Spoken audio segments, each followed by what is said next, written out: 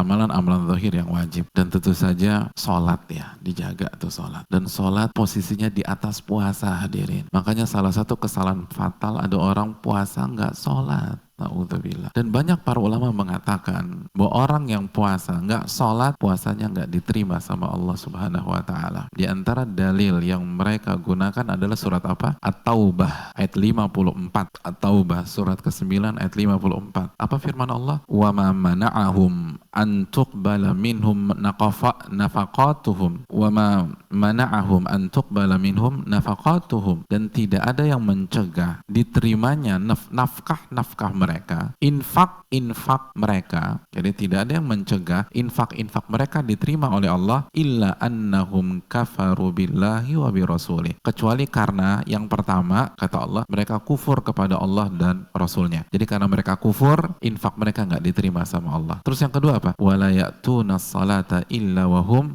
kusala. Alasan yang kedua, tidaklah mereka mengerjakan sholat illa wahum kusala, kecuali dalam kondisi males.